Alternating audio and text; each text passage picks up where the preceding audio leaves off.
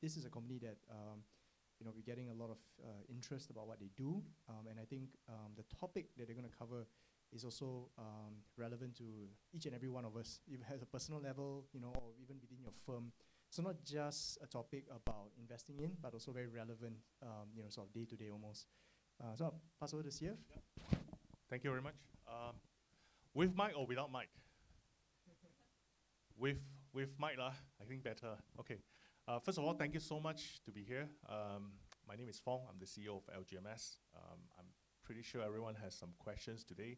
So instead of going through a normal slides, in fact, I'm still waiting for my team to come up and set up the slides. But let me just begin by saying welcome. And I'll be happy to do Q&A sessions along the way. If you have any questions, please feel free to let me know, and I'll be happy to answer. So first, I would like to introduce a little bit details about LGMS. What do we do? Right? In general, you can think of us like a group of ethical hackers. Yeah, we are the good hackers, by the way. We help organizations to identify loopholes, at the same time helping organizations to build up their cybersecurity. Right? So the nature of work that we do is very much like hackers. However, our intention and our motives are very different than bad guys. So we are the good guys. And right now, we have about close to 110 employees. I think 70% of our employees are very much technical oriented. They also come from ethical hacking, computer crime investigation, digital forensic backgrounds. So LGMS itself is a very technical oriented company. So while we're waiting for Ken to set up the company background, may I have do a quick survey first, right? Quick survey. Has any one of us here have received any spam emails before, or any WhatsApp messages coming from strangers before, right? I think everyone have. Has any one of us here do not have a social media account? Like you do not have Facebook, you do not have Instagram. Anyone? Don't have Facebook. Congratulations, right? You're the rare ones. The reason I ask is because today, whether we like it or not, every one of us are targets for hackers already. Now, in contrary for the beliefs that hackers only targeting special organizations or specific individuals, hackers today is operating in a very different modus operandi. 20 years ago, if you ask me, hey, Fong, who are the people that always susceptible to be attacked, right? I would tell you the financial industries players, banks, insurance agencies. These are the most commonly attacked targets for hackers 20 years ago. 20 years today, hackers are no longer picky. They're no longer distinguish their targets, all right? Because for one very simple reason. A lot of hacking activities that happens today are not done by human. So some of us may be wondering, if it's not done by human, done by who, right? A lot of hacking activities that happen today are mostly done by automated software. Automated software that do not sleep. Automated software that works 24/7, 7 days a week. Automated software that has intelligence, right, to continue to attempt to attack and break into organizations or even into individuals and notify the human operator when they found some loopholes or when they found a way to take advantage of their targets. And what we are dealing today are automated attackers, softwares. That's why cybersecurity becomes so interesting today, because all of us, all in a sudden, right, has become a target. If you ever received spam mails before, if you ever receive mails with attachments coming from strangers, most likely you've already been targeted. Randomly, maybe not specifically, could be randomly, but you are already a target, because the moment you open up those attachments, right, that's where the hackers can come into your PC, and from there, from a PC can go into your organization's network, and maybe you can spread even the entire network to become a bot that owns by the hackers. So it is that scary in the cybersecurity realm today. So let's talk about the company background. Yeah. Okay, what do we do? LGMS, we have been operating for the last 18 years. Throughout the 18 years, probably you have not heard of us because we have been very back-end, working in a very back-end basis. However, if you ever use any e-banking applications, you have ever done some shopping online, make payment online, going through some payment gateways, most likely those e-commerce website e-banking facilities are tested by LGMS before they roll out to the market. And this is what we do. We do security testing and assessment. And throughout the last 18 years of operations, we also have been pursuing a lot of international standards and a lot of international, we are also getting a lot of international accreditations. So today we are quite proud to say that LGMS, we are owning one of the most number of international certifications in the region, right? Like recently, we also been recognized by ISG, one of the tech researchers from the US, as one of the leader in professional services.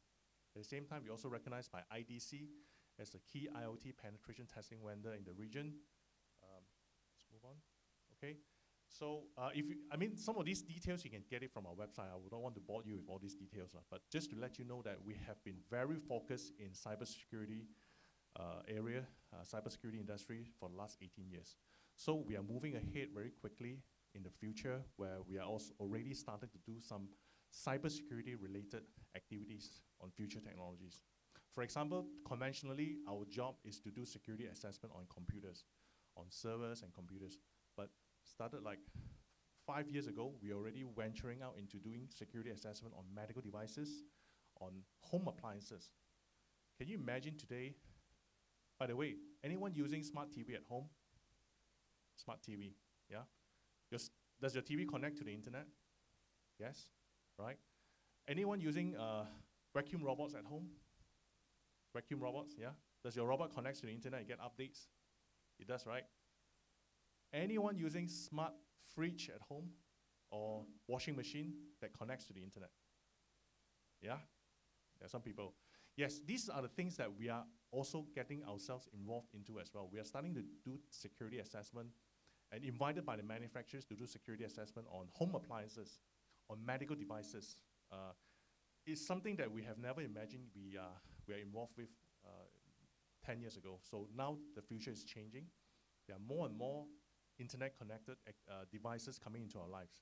So in the future, we expect to see more IoT, Internet of Things, devices coming into our lives, especially when 5Gs are become more popular. That's where we will see ourselves getting more involved in the security assessment of all these devices. So now we are already doing that in our lab already. So if anyone is interested, our lab is based in Empire, Subang Jaya. We have close to 20,000 square feet of lab facilities. And this lab, basically, we're doing security assessment testing for some of the very top certification bodies in the world. They send their products into our lab to do testing, and then we use the test result, pass the test result to them, then they issue certification to the manufacturer. Right. So recently, we have also done some interesting testing on aircon controller for one of the Japanese brands. So which is quite interesting. The trend of security is changing, because cybersecurity not only it involves our phone, our daily phones and computers, but also involved in Internet of Things, IoT devices. Right. So these are some of our recognitions. Next, yeah, yep. Next, go back. We also pride ourselves being the leader in the industry, because when we say we want to be a leader, it's not just without any base. We prove it by getting the number one, many of the number one in the industries. For example, we were the first one who get the ISO 27001 certifications, consulting firm in the country. We're the first one who are getting ourselves various other certifications in the world, in the country. And so also in this region, we are also quite proud to say that we are the only company that has a PCI QSA and PCI ASV status in this region. Next one. Okay, we got IPO last year, June 8th. Right, next. Also, I think this one can be a frequent asked question later. I think later there will be a lot of questions asking about Mitsui. How is Mitsui's involvement with LGMS, and what are they going to do with the outlook of the company? We are very excited to share more about this later on. But just to satisfy everyone's curiosity, right? We have started our conversation with Mitsui 2 years ago, in fact. That was November 2020. Mitsui came to LGMS. The initial discussion was Mitsui was looking for a supplier, in a way, a partner to deliver some of the security assessment for them in this region. But the conversation have actually shifted quite quickly to the conversation where Mitsui interested to invest in LGMS. But back then, LGMS was not IPO. We have not been listed. At the same time, back then, we are not interested to get any investment. Primarily also because our cash status back then was quite strong as well. At the same time, we came across a lot of conglomerates who want to invest into LGMS also back then. We also rejected. But what are the things we are more interested in is the business. What values can the partners can bring to us?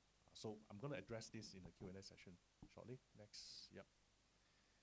We also have a joint venture with TÜV Austria Cybersecurity Lab. I'm not sure whether everyone here is aware. TÜV, TUV, is one of the oldest certification bodies in the world. They have been around for 150 years. Their core business is to issue certifications. Think of them like CRIM, but they have been much longer than CRIM. They have been around for 150 years, and they are very reputable certification body. So we have a joint venture with TÜV established back in 2020. So our focus, LGMS core competency, is to provide testing, and TÜV will use our testing result to issue certificates to their customers worldwide. So this is also a testimonial to show that the capability of LGMS is actually reaching at the global standards already, where certification bodies are looking forward to joint venture with us to use our testing capabilities to help them to issue certifications worldwide. Next. Our clients, basically our clients are spread across, primarily we have clients from all over Asia. Our concentration of our client base today, 70% are still local, 30% are still global. So what we hope to achieve when this major partner comes in is to escalate the 30% to even higher numbers, right? That's our intention, right? So these are some of our global customers, some local customers. Basically, traditionally, our client base actually coming from regulated sectors. Regulated sectors like financial sector, telecommunication sectors. You can say many mainstream banks are using our services to do security assessment, security testing. We are also in contract with some of the banks to become their fraud investigators, also computer crime investigators, so on. At the same time, telco, you can say most telcos are using our services. We're helping telco to do security assessment on their network, of their new applications that launch the market. Right? So these are some of our resellers.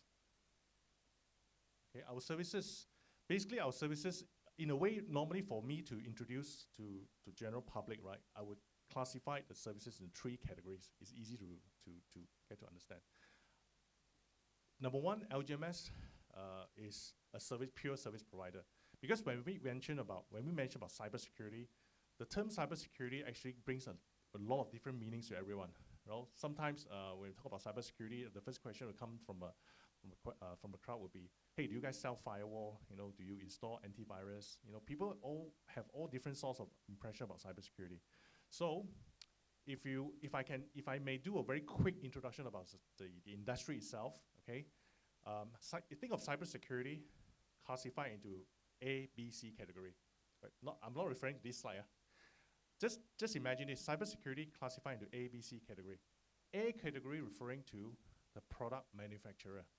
That means this category where you will see brands like Trend Micro, Symantec, product manufacturers, category A, right?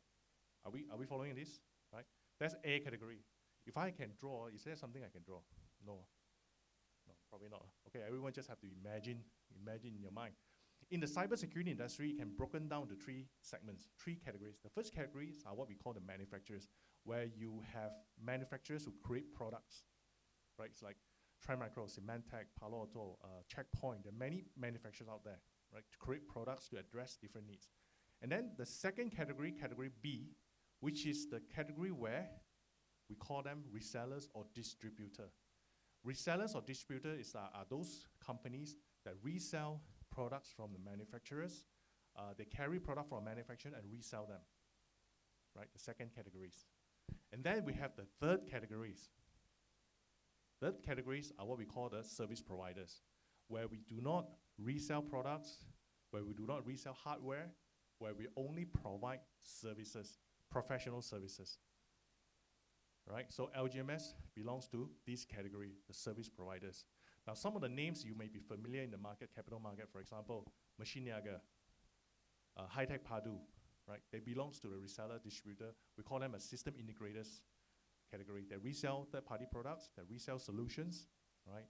Recently, we have another new players on the block, CloudPoint, also in the cybersecurity industry.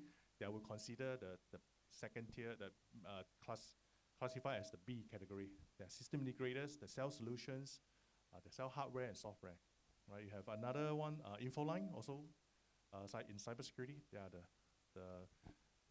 we call them as system integrators. Right? So LGMS belongs to the service provider.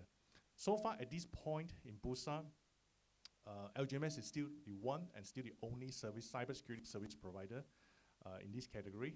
And within the service provider, right, these are the three services that we provide. The three services, right? First is to assess, consult, and respond. Assess means that we will help a company to assess their health checks, the security health of their system, of their infrastructure, of the network, right? Consult is to advise our client how to build a security defense of their infrastructure, of the network, or even how to build defense based on international standard. That's where consulting is. Finally, response is when something happened, when someone hacked into the client's organization, or maybe there's under cyber attacks, they need someone to help them to coordinate the response. That's where we are, response. So these are the three main category of services that we provide as a service provider. Now, why LGMS is so unique in such a way that we call ourselves a service provider is because in order to provide the most objective opinion to our client, we have set a direction of not selling any third-party products. So that when a client will engage LGMS, they can always have the assurance that they're getting the most neutral and objective opinion from the experts, right?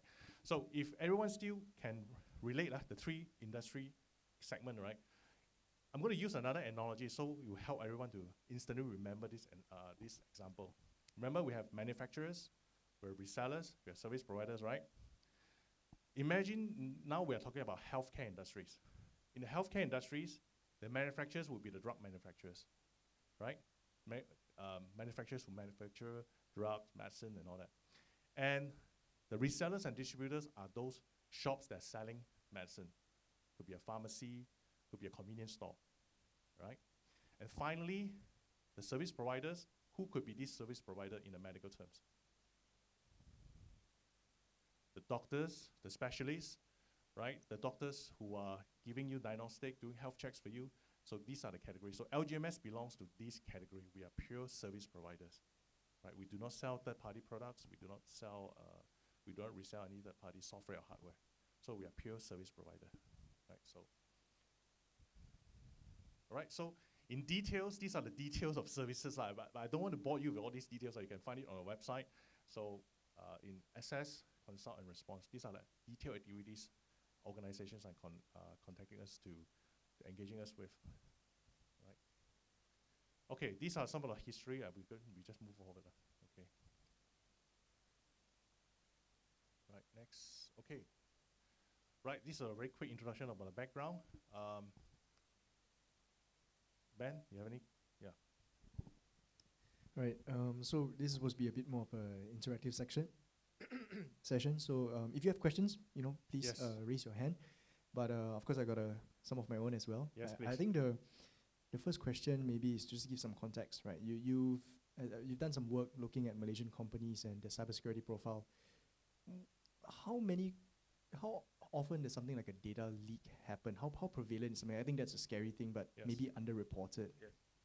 You see, data leak is no strange issue to all Malaysians. By the way, if anyone is still using the same phone number since 2014, anyone still using the same phone number since 2014? Yeah? Congratulations, your personal data is out there already. Yeah? So basically, all I need is just your full name. I can get your IC number, your home address, and even your family members, details about your family members, because all of these information are out there in the dark web. So there's no privacy for Malaysians. Now, data leak happen very often in Malaysia, but you see, because we are also actively involved in computer crime investigation and digital forensic for many of these organizations that suffer data leaks, suffer cyber attacks, I can tell you 99% of the time, right, these kind of incidents will not get reported. Because let's say you just imagine that if you are one of the huge organizations, right, you got hacked, right, and you wouldn't want to tell the whole world that, hey, by the way, we got hacked, we lost your data, and then we lost your account information to the hackers. Normally, you wouldn't do that. right? Unless there's a law in place that enforce that you have to disclose. But in Malaysia, we don't have no such laws. Any organizations that got hacked today, that lost data, that compromise on their customers' privacy will not report to the public, right? That's why on the surface, everyone actually usually think about cyber attacks are something foreign, too far away. You know, something happened in Russia, in some other countries. But I can tell you the truth is that in Malaysia, we are regularly seeing cyber attacks almost at a weekly basis. Every week we have people coming for help, organizations who got hacked, or who data was got wiped out by hackers asking for help. So cyber attacks are very serious, even in this country. Like I said before, one of the reasons is because attackers today are fully automated. They do not depend on humans to carry out the attacks. Attacks mostly are conducted by software, automated software.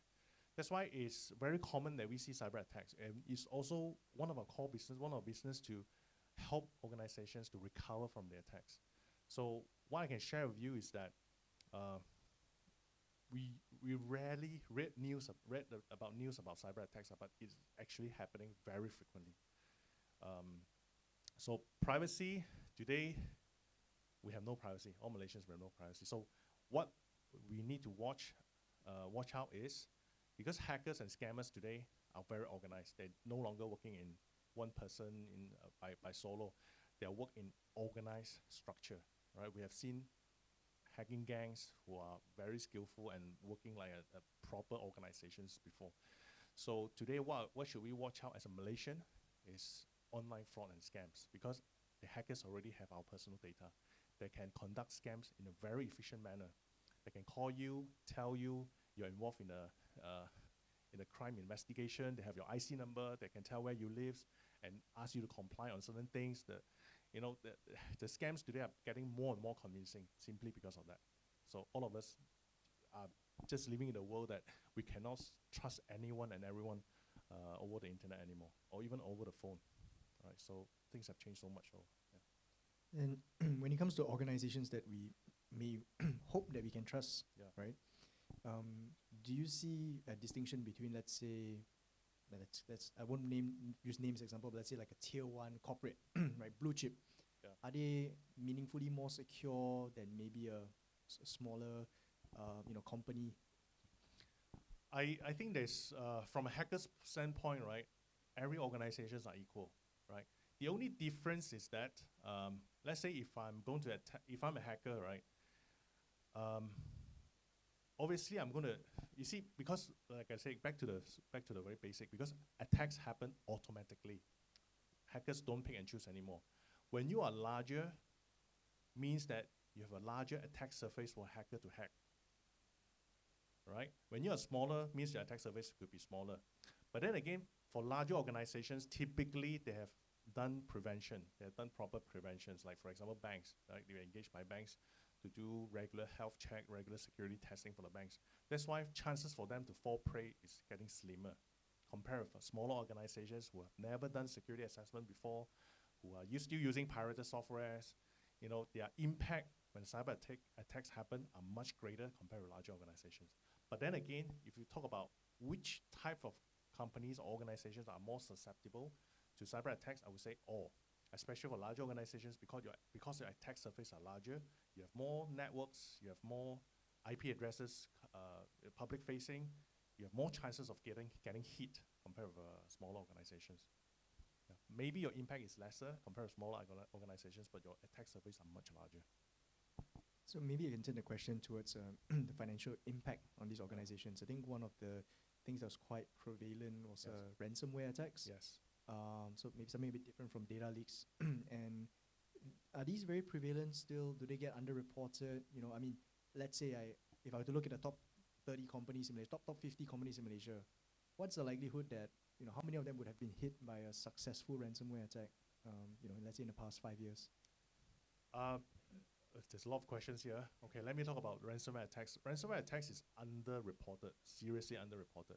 Now, in LGMS, we have a very interesting activities going on. We regularly do profiling on the companies in Bursa, Malaysia, public listed companies, and look at their security posture.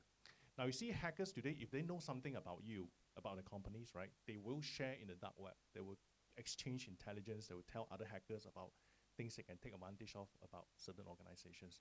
So we internally also have a team that regularly go out to the dark web and also the open web to scout for intelligence about certain organizations. Now we have done some profiling on 900 over companies within the capital market, and interestingly, we found something very interesting. Out of these companies, right, about 30% of these companies have suffered data leak without them even knowing. Meaning that some of these companies, out of 900 over companies, 30% of them have their employees' name, passwords exposed out in the dark web, where hackers have accessed their, the email accounts to, without them even knowing. We have also seen companies in capital market who are suffering from ransomware attacks, who have their data being published in the dark web. So we have seen a lot of interesting things happening. But then again, because in this country, we do not have any laws for disclosure, meaning that if you get hacked, you know, your data got stolen, your employees' data got stolen, you do not have to report to any authorities. That report itself is very scary. We also share with this report with some of our interested parties, and to let them know that these are the warning sign, early warning signs, so they can take action upon against it. So we're also looking forward to actually wanted to collaborate with the authority, like for example, BUSA or SC, see whether we can co-publish some of these findings. We're still looking for ways. If anyone can help us to link us up with BUSA or SC, please let me know. We'll be happy to share this information with the authorities so the authorities can also alert more people. Yes. Yes, please. Maybe you can share how do you price your services? Yeah. Share the breakdown of the various sectors among your clientele, and as well as how have you managed to grow? How you managed to scale up from that 100+ employees? What's your short-term, medium-term targets? And how has been the pricing of your services been evolving over time? What's the major cost besides employees? Okay, there's a lot of questions. I want to process one at a time. In case I left out anything, let me know. Okay, first, I remember the first questions. How do we price? Basically, we charge our customers by man days. So, for example, we have a fixed rate for different skills levels of employees. For senior consultants, we charge them certain amount. For junior ones, security engineers, we charge them certain amount. So we bill by man days. So we'll based on the nature of work, then we calculate number of man days required. For example, if we are engaged by a bank to do a security assessment of their infrastructure, and based on the infrastructure, the complexity, we allocate certain man days, and then we'll multiply man days and give them a fixed cost. Some banks, some telecommunication operators, we work very closely with, they also have a price sheet. So basically, we give them a price sheet, and they can do their budgeting themselves. So when they have new applications come into the infrastructure or going to the market, based on the price sheet, then they know how much to spend. Then they'll contact us, and then we'll engage them directly. Yes. We have retainer mostly coming from banks and telecommunication operators. I don't have a percentage, unfortunately. But what I would like to say is that the nature of work that we do is very recurring. This is a very common asked question. Do we have recurring contract with our client? The thing is, in cybersecurity services, it's very hard to establish a recurring contract, even because one of the primary reasons is that because the client also, they themselves, also do not have a budget fixed for cybersecurity services normally. They have an estimate, but they don't have a fixed budget. Why is that? Because, you see, just imagine that if you are a bank, right? How many projects you're going to roll out within a year, and how many types of infrastructure changes you're going to deploy in your network, probably it's very hard to estimate. But you know that there will be new applications going to launch within a year. You know that there will be new features going to be enhanced within the e-banking systems, but how many is very difficult to estimate. That's why it is because over the last 18 years, for our experience is that it's way easier for us to give the bank a price sheet and let them, based on the price sheet, and engage us. That's the reason why there's no fixed contract where every year they're going to spend 3 million or 1 million on certain activities. It's very hard to price that because they also do not know what is the budget. But the good news is that the moment the banks or the moment that our clients start to grow, there's also an opportunity to grow together with them. Because when they have new system, new architecture being deployed, then they need cybersecurity testing. And another good thing is about the recurring basis. Like for instance, if we had done the testing for version 1 of the applications or version 1 of the network infrastructure, when version 1.1 is launched, then it'll get us to do the testing again. So that's why in a way I also tell people that even though we do not have a recurring contract in place, but the nature of work itself is very recurring, because the banks will continue to engage us, or maybe the clients will continue to engage us whenever there's a growth in their infrastructure, when there's a growth in their applications. Client breakdown by sectors. Today, we, I don't have a fixed figures with me, but I would say conventional sectors like regulated sectors still consist more than 50% of our client base. Banks, insurance, payment gateways, ISP, data centers, telecommunication operators, still about 50%, more than 50% of our client base. So we're starting to see the trend changing, right? Since last year, we are now also working into other industries like healthcare, manufacturers, we have oil and gas. So we're starting to see clients coming from various other sectors who come and approach us. I think also primarily thanks to the cyber attacks and data leak incidents as widely reported. So we are starting to see more industries, non-regulated industries are starting to pay attention to cybersecurity. So we hope that the momentum will continue to happen. Not to say that we hope to see more cyber attacks out there, but cyber attacks do create awareness, unfortunately, do create awareness for various other sectors and also help in our business.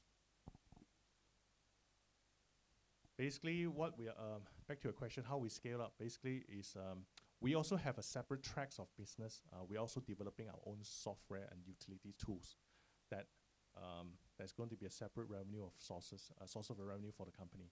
So today, our primary activities are using human to deliver the work, right? Human to deliver professional services. But at the same time, we also have a separate track of business now. Started 2 years ago, we already developed, have products being developed.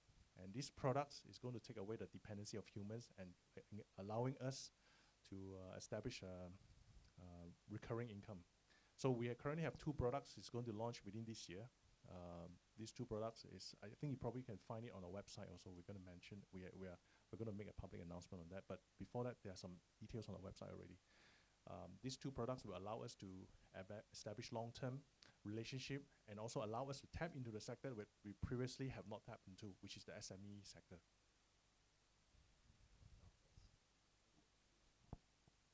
Continue to hire, yeah.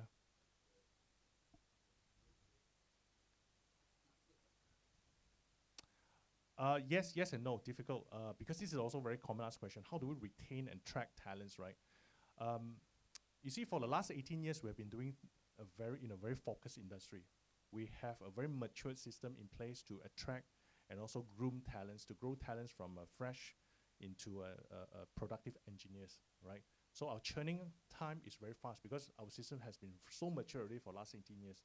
So for someone who are fresh, who are not coming from, let's say, cybersecurity industries, to train them to be a security engineer, we need about 3 to 5 months' time. We can train someone to be a productive engineer already. So to us, it's not so much of worry about attracting talent or retaining talent. For us, our more concerning topic is how do we attract the right people with the right attitude? Not so much about skill set, because skill set we can easily train. We have everything in place. It's more concerning, the things more concerning to us is how do we attract people with honesty, people with good attributes. That's the challenge that we are facing. It's not so much about the skill set. Yeah.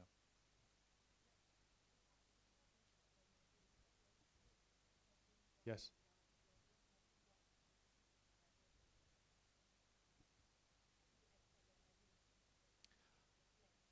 Let me address the margin first.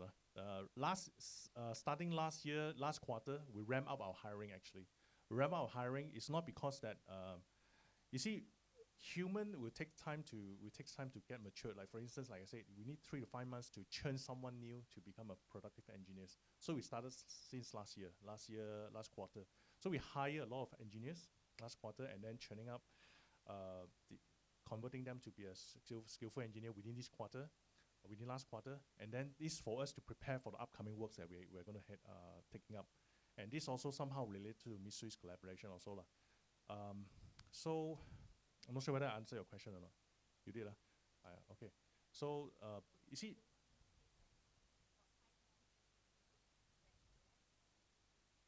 fresh grad, we're talking about fresh grad. But of course, for normal experienced people, it's way easier. They just go through a system, then we can follow our methodologies already. I'm talking about purely on fresh people. You see, the way how we work, LGMS work, is we rather ramp out our workforce first, address before we want to take up more jobs. Because for us, reputation is still number one. Reputation and delivery quality is still number one. And this is also one of the reasons why until today, right, surprisingly, until today, we still do not have a sales force. Until today, the numbers that we have achieved, the double-digit growth every year that we have achieved over the years, right, are mainly come from customers directly engaging LGMS, or referrals by the customers, or even by the customers' competitors. So one of the things we want to achieve is ensure that the quality is always there, the quality and the trust is there. So upcoming also, when we ramp up our workforce, right, the next thing we're going to do is we build a hunting team. At this moment, until now, for the last 18 years, we do not have a hunting team. So moving forward, our strategy, that's the reason why with Mr. coming, we have actually changed a lot, fine-tuned a lot of strategies for the last 2 years. We are rolling out some of these strategies one by one. So these are some of the strategies I can share. Okay, yes?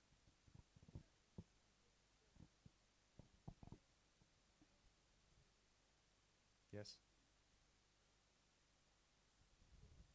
Mm.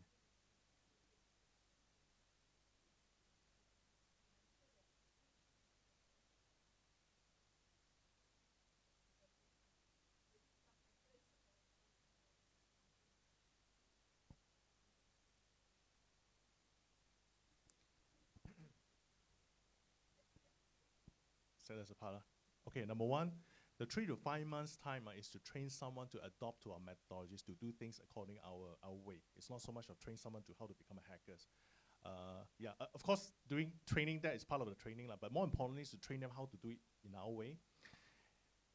The major question here is how do we keep ourselves abreast? How do we stay ahead of hackers? Basically, that's the thing that we do. Like whatever hackers are doing, we are doing the same thing. And also, interestingly, we have another segment of business doing computer crime investigation, digital forensic, where we help customers to investigate computer crimes. Whatever we have learned in a crime investigation, we also put back to our prevention service, meaning that we build test cases to help our client to go through the same simulation again to make sure that they are able to witness what are the things that's happening in the real world and the latest techniques and tools that hackers are using. We put back into our prevention method. And that's one of the unique things LGMS is doing, where the rest of the resellers and distributors are not able to do. And the other thing is, how do we keep ourselves abreast? We constantly involve ourselves in the dark web conversation. We constantly blend in with the hackers in their conversations with. Into this segment, right? We have a team that's doing threat intelligence team. We're growing. The leaders, we have 3 leaders in this segment, threat intelligence team, and we don't have a fixed headcount per se. These 3 leaders will take up the role, right, and then we'll pass the knowledge to a team. In fact, for LGMS, we have, this is also internal operation matters. We have a bi-weekly knowledge sharing. And this is also how we keep everyone abreast of the knowledge of what we have learned. So for example, every week we have, like last week we have sharing from a digital forensic team to share about what they have learned in the digital forensic, in computer crime investigation.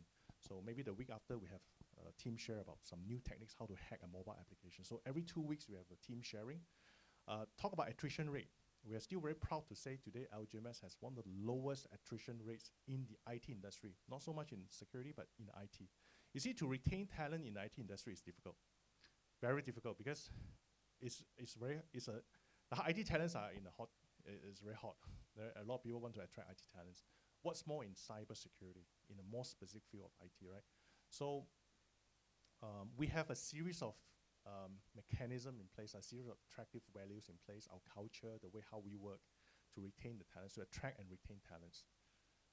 It's very hard to put into words unless you have been through our office, you come to our office, look at how we work before, then probably you have an idea. I think Ben came to our office before, so it's very hard to put into words. For example, work from home, right? we have been practicing work from home way before MCO. Way before MCO. So when MCO came, we instantly switched to 100% work from home. Everyone going to work from home. And in fact, our productivity increased. And during the MCO period, our sales increased. And not sales, our business increased because we don't have sales. And we also have a lot of other flexible facilities in the office. We have gym in the office. We have, we have a band in the office. We have karaoke system. We have a lot of other things. I think when I visited your office, what impressed me was how young your team looks. What's the average average age of your team? About 25, mid-20s. Mid-20s. Yeah, and I mean, maybe that explains the pool table in the office. I think it looks like a great office to work in. The energy definitely felt very good. But maybe I can ask a question on risk. Yes. Risk to your business model. And typically with a talent-dependent business model like this, the concern is that you breed your own competitors, right? You get some of your senior talent, they break away, they start competing with you, or they just join your clients, right, and do the work from the other side. Yeah, how do you think about this risk? So first of all, it's seldom happen. We only have, you see, our biggest challenge, biggest risk for talent leaker is Singapore. That's the biggest challenge. Because if you look across the industries, right, the companies have the same amount of capabilities and experience and competencies, right? It's a very far apart. We see, another frequent asked question is that, who are our major competitors, in Malaysia? I would say we have a lot of our competitors. If everyone still remember the analogies I just gave, the resellers and distributors, right? Resellers and distributors also dressing themselves as a security consultants today to sell cybersecurity testing services like what we do, right? So because the industry is not regulated, it's not like medical industries, if you are selling drugs, you cannot pretend to be a doctor. But in cybersecurity, it's unregulated. We have seen a lot of resellers who are selling products, who are selling solutions, are also selling cybersecurity services. This is something that also competing with us. But then again, those customers who engage LGMS, they know they want a specialist, then they'll continue to engage LGMS. Of course, those customers who are unfamiliar with the cybersecurity industries, they probably will get engaged with resellers to do health checks for them, right? And also another category of resellers, we have another categories of competitors we are facing are the Big Four accounting firms. Because the Big Four accounting firms also claim to provide cybersecurity testing, assessment, and audit. Of course, the nature of work compared with LGMS are very different because we are very technical based.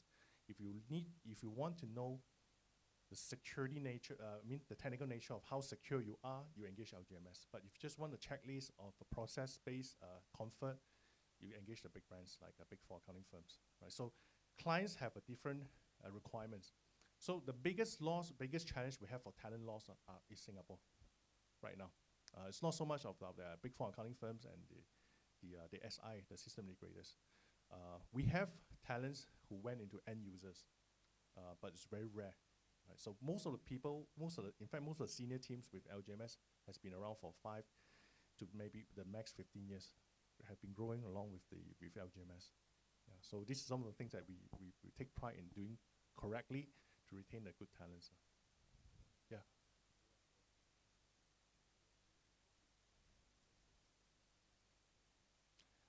Yeah, yes and no. Yes, in a way that we also conduct audit. In fact, we are also accredited certification body to.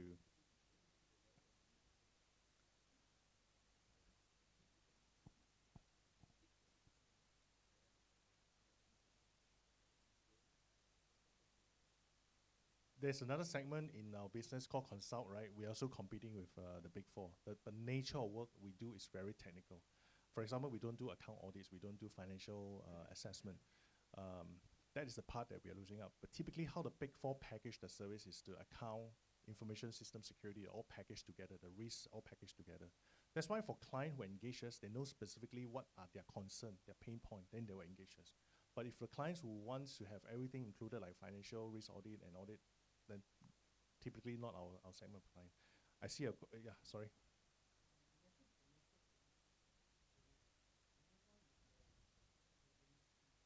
Yeah. This is a frequent asked question. I think I need to address this question. Okay, quarter one, there are a few things, a few reasons. One of the observations that we see in quarter one is that a lot of our client has slowed down their spending. I will use banks for example. we do not see a lot of new features or new infrastructure changes in Q1 this year, in contrast with last year, right? We're seeing the banks are slowing. There's not many of new launch of services, new launch of applications, a new change of infrastructure happened in Q1 this year. We also suspect that this could be two reasons. Number one, long holidays. A lot of applications are not being rolled out. A lot of our projects are not being deployed, are being requested to defer to Q2. That's number one. We suspect is the holiday season, long holiday season. The second reason we suspect is also the banks may know something that we don't. They're slowing down their spending on launching on Q1. Maybe they want to do it in Q2 and Q3 because we do get requests by some of these clients to defer the projects to Q2 and Q3. So I think that's one of the reasons. And then the second thing is the margin. Because we ramp our hiring in Q4, we need to get ourselves prepared in the upcoming work that we are anticipating. So that's all add up together. That's where we see the results. But on the other hand, you see that our numbers is recognized by billing, by invoicing. So some of the things I can share here at this moment is that, in fact, our sales did increase this year. Our sales increased compared to last year. But we are unable to bill because some projects get deferred to other quarters already, right? But overall, our sales increase. Yep. Yes?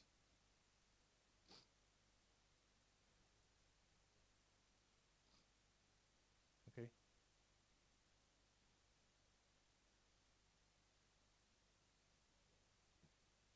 Okay. Good. Let's start with the AI first. AI has become a very hot topic in 2022, ChatGPT and many others, generative AIs.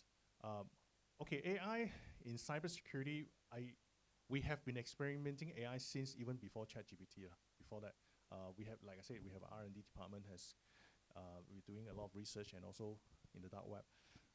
So far at this point, we don't see AI will play an important part in the work that we do. However, we're also using AI to simplify our report writing process. That's so much so that to the point that how we're utilizing AI. Now, AI is going to be very useful when it comes to big data analysis, right? We anticipating AI will play a part, not in a very near future, maybe in the next 24 months or maybe longer, to play a part in helping organizations to do data analytics.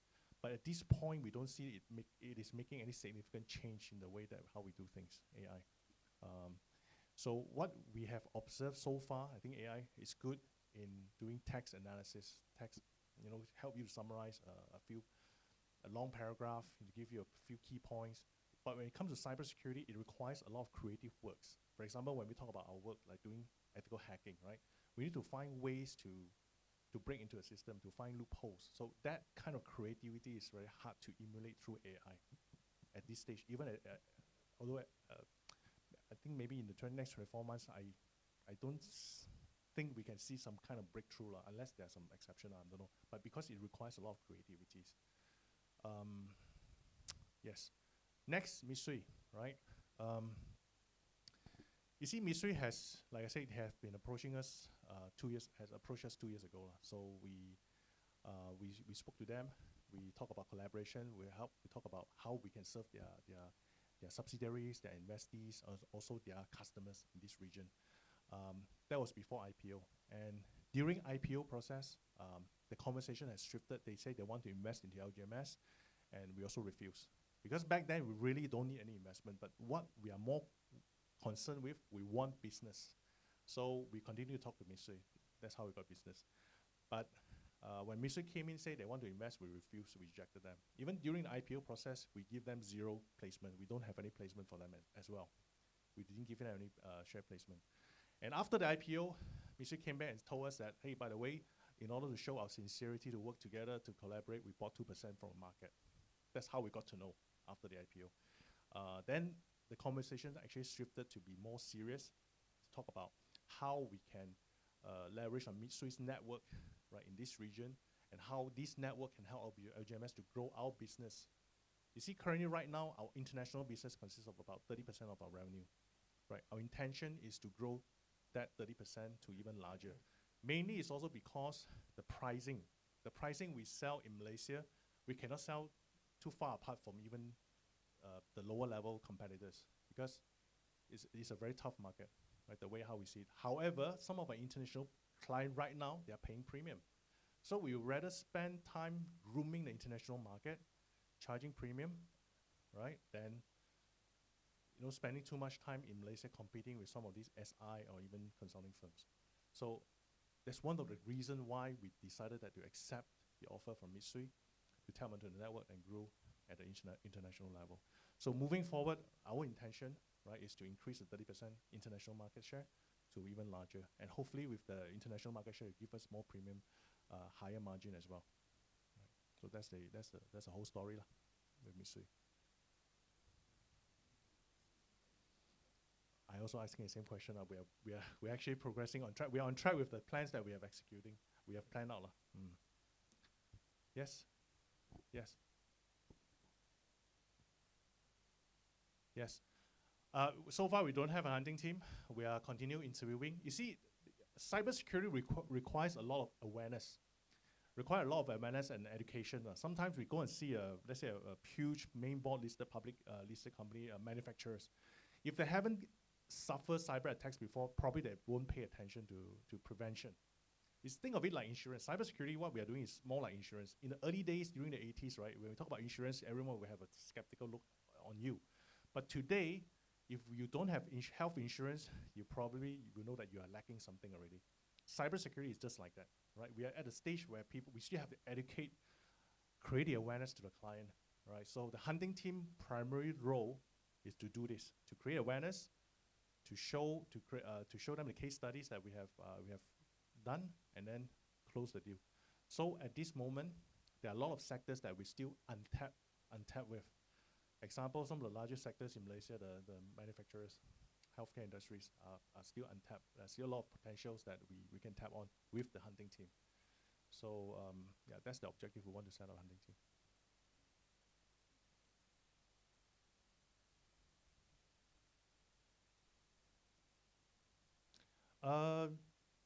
For newer industry, yes.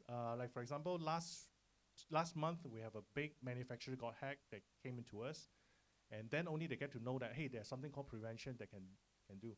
We have customers do come to us because they get hacked, but there are also customers who came to us because they are starting to get concerned about cybersecurity. They are starting to get asked by their suppliers about their cybersecurity prevention. For example, there's a hospital who came to us to do security health checks because their suppliers are concerned about the data. You know, they have also customers like that. Yeah.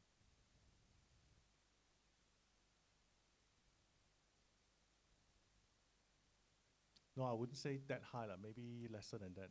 But the good thing is that because of the cyber attacks news that more prevalent nowadays, right?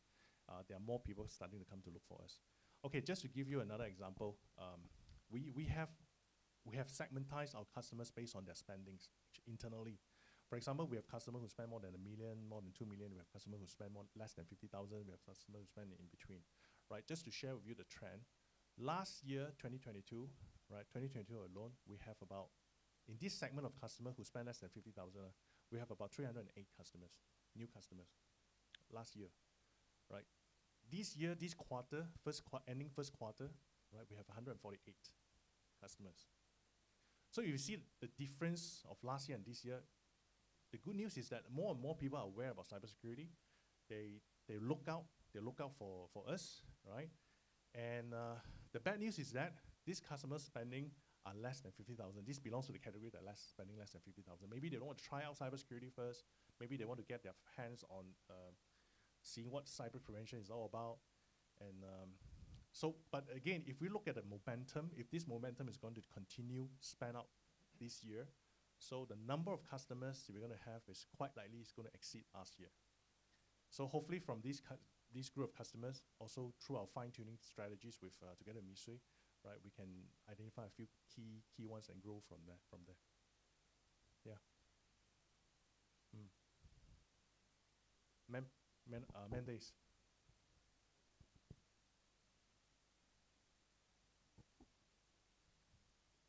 Yeah, it depends. Some smaller projects can be a week. Some larger projects can be a year or even longer. Yes, it depends. Yeah. Smaller projects can, the customer may spend about, let's say, maybe 10,000 or maybe 15,000.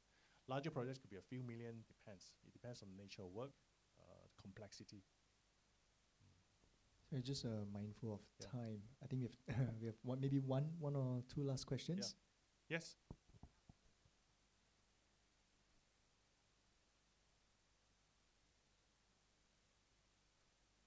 Good question.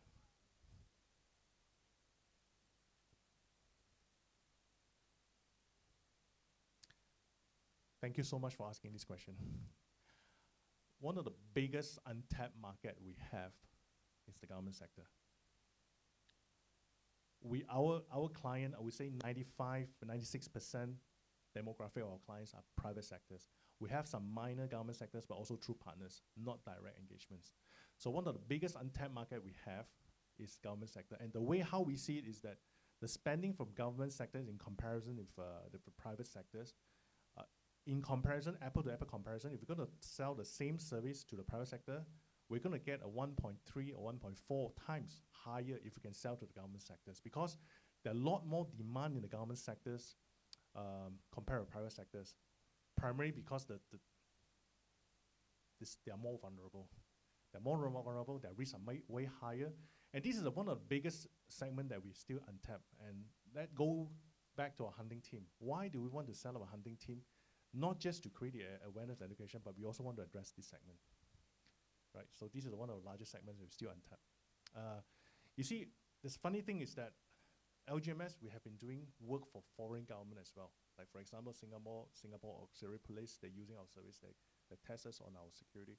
They trust us on our security capability, but we haven't done enough for the local government. I think, yeah.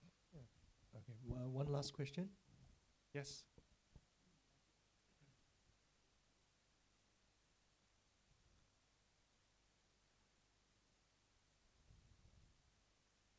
Yes, we already have an office in the process of setting up an office in Cambodia. A lot of people ask why Cambodia. That's another story. We already have customers in Cambodia, by the way. With the office, we're going to expecting growth from that. But who are these customers? Now, we have some very interesting customers. Like we have, for example, DHL. We're doing security assessment for the whole region. DHL, logistic companies who were, conventionally, we never thought logistic company would need cybersecurity. But then again, if you look at it, right, today, most of these businesses are online. They're subject to cyber attacks as well. Hacker can bring down the system, disrupt their business. So DHL, for example, we also have, I'm not sure whether I disclose the names, but we also have a lot of these international brands who engage us because they found us through our, because we also listed in many international accreditations websites. They found us through some of these websites. And also one of our reseller, Alibaba Cloud. Alibaba Cloud is also our reseller. They resell our services to their customers worldwide. And this is how we engage with customers from different parts of the world because of this reseller. Yeah. Okay. All right. Shame we don't have more time. Sounds like there's a lot of questions still in the crowd. I'll be around in case you need. CF will be here.